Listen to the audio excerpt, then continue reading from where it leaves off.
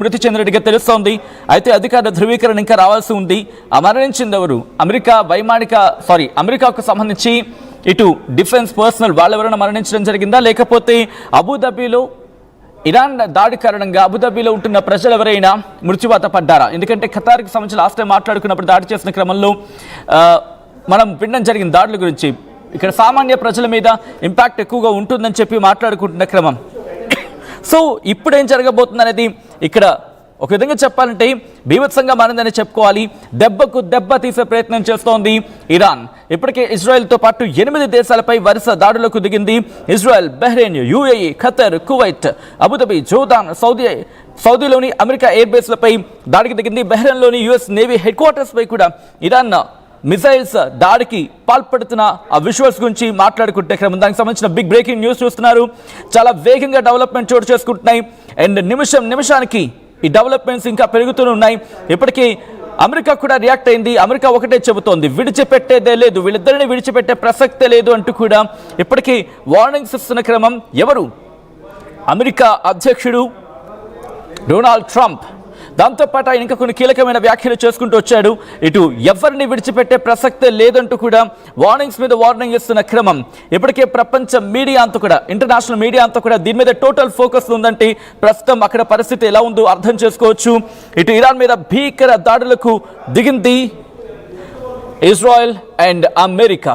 ఈ నేపథ్యంలోనే ఇప్పుడు దెబ్బకు దెబ్బ తీసే ప్రయత్నం చేస్తుంది ఇరాన్. బాలిస్టిక్ మిసైల్స్ ప్రయోగిస్తున్న క్రమంలో ఇటు ఇజ్రాయెల్లో కూడా ఆందోళన నెలకొన్న పరిస్థితి ఉంది. ఇరాన్ కూడా ఇప్పటికీ మిజైల్ దాడి ప్రయోగిస్తూ ఉండడంతో ఈసారి న్యూక్లియర్ వార్కి వెళ్తుందని చెప్పి భయం పట్టుకుంది ప్రపంచ దేశాలకి. బట్ ఇజ్రాయెల్కి సంబంధించి మాత్రం మేము తగ్గేదే లేదు, మా ప్రజలు మేము కాపాడుకుంటూ ఉంటుంది. మరి కాపాడుకునే పరిస్థితులు ఉన్నాయా అంటే అవుననే మాట వినిపిస్తోంది. ఒకసారి ఇజ్రాయెల్ వెళ్ళిపోయే ప్రయత్నం చేద్దాం. ఇజ్రాయెల్ నుంచి లేటెస్ట్ అప్డేట్స్ అందించేందుకు సోమా రవి మనతో పాటు లైవ్లో కంటిన్యూ అవుతున్నారు.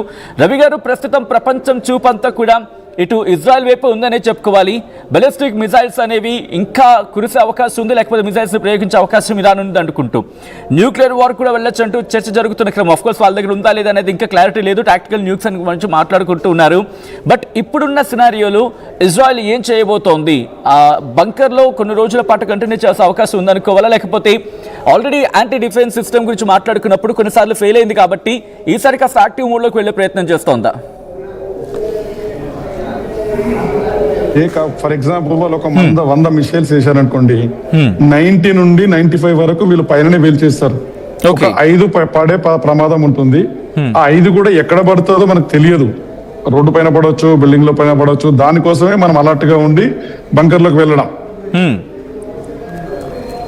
సో ఖచ్చితంగా ఇరాన్ ఇప్పుడు ఇజ్రాయెల్ ఈ అవకాశాన్ని వదిలిపెట్టుకోదండి. ఈ అవకాశం కోసం ఇజ్రాయెల్ ఎదురు చూస్తోంది. ఎందుకంటే పర్మనెంట్ గా ఇరాన్ నుంచి థ్రెట్ ఉండకుండా వాళ్ళని ఈ ఆయుధాల పరంగా వాళ్ళని సర్వంగా నాశనం చేయాలనేది ఇజ్రాయెల్ ప్లాను.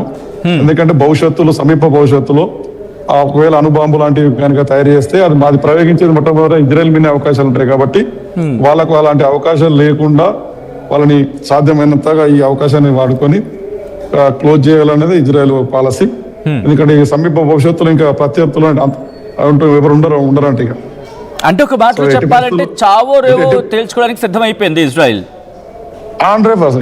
ఇప్పుడే కాదండి, ఇజ్రాయెల్ ఎప్పుడైనా గుర్తుంచుకోండి, ఎదుటి వాళ్ళు ఫర్ ఎగ్జాంపుల్ చెప్తానండి, మీరున్నారు, మీరు నన్ను కొట్టడానికి వస్తున్నారు లేదా కొట్టే ఆలోచన చేస్తున్నారు నాకు అర్థమైన రోజున మీరు రాకముందే మిమ్మల్ని కొట్టేస్తారు. ఆ టైప్ ఇజ్రాయెల్. కొట్టిన తర్వాత కాదు, ఇజ్రాయెల్ పాలసీ ఏంటంటే కొట్టిన తర్వాత అటాక్ చేయడం కాదు, కొట్టే ఆలోచనలో ఉన్నారు, ప్లాన్ చేస్తున్నారని తెలిస్తేనే కొట్టేసి వస్తుంది. ఇంకా కొట్టేదాకా చూడదు అట్లా. సో కాబట్టి సమీప భవిష్యత్తులో ఇరాన్ నుంచి వాళ్ళకు ప్రమాదం ఉంటుంది, వాళ్ళు న్యూక్లియర్ కనుక వాళ్ళు సక్సెస్ అవుతే. కాబట్టి ఆ సక్సెస్ కాకుండా ఉండడం కోసం ఎన్ని విధాలు ఎంత వేయాలో అంత ఖచ్చితంగా ఇజ్రాయెల్ చేసి తీరుతుంది, వెనకడుగు వేయదు. ఇప్పుడు ఏంటంటే ఆల్రెడీ డైరెక్ట్ అమెరికా ఇన్వాల్వ్ అయింది కాబట్టి ఇంకెక్కువ ముందుకెళ్తుంది ఇజ్రాయెల్. గతంలో ఇజ్రాయెల్ ఒంటరిగా వెళ్ళేది కాబట్టి అమెరికా నుంచి అప్పుడప్పుడు కొంచెం ఫ్రెషర్స్ అవి ఉండడం చేయడం ఉంటుండే. ఇప్పుడు అమెరికానే ముందుకు వచ్చింది కాబట్టి ఇక ఇజ్రాయెల్ ఎట్టి పరిస్థితులు ఆగదు. ఇది ఇజ్రాయెల్ మ్యాండేటరీ అండి, అమెరికా మ్యాండేటరీయా? ఒక విధంగా మాట్లాడుకోవాలంటే ఇజ్రాయెల్ మ్యాండేటరీ. ఎందుకని? వీళ్ళకు ఏదైనా భవిష్యత్తులో ప్రమాదం ఉంటే ఇరాన్ నుంచే ఉంటుంది, ఇంకా వేరే దేశం నుంచి ప్రమాదం లేదు. ఇప్పుడు ఇజ్రాయెల్ చుట్టుపక్కల ఉన్న తీవ్రవాదులు ఏవైతున్నాయో, ఇప్పుడు హమాస్ గానీ, హిజ్బుల్లా, హూతీ లాంటి ఇట్లా ఉన్నాయో, వీటన్నింటిని పెంచి పోషిస్తున్నది బ్యాక్గ్రౌండ్ లో ఆర్థికంగా, ఆయుధాల పరంగా ఇరానే కదా పరోక్షంగా. సో కాబట్టి డైరెక్ట్ వాళ్ళనే కొట్టేసినాం అనుకో, ఈ ఆయుధ సప్లై ఆగిపోతుంది, డబ్బులు పంపించడం ఆగిపోతుంది. కాబట్టి వాళ్ళు ఖచ్చితంగా ఇరానే.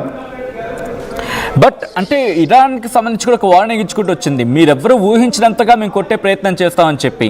ఆ విషయంలో ఏమైనా భయపడే ప్రయత్నం జరుగుతోందా ఇజ్రాయెల్కి సంబంధించి?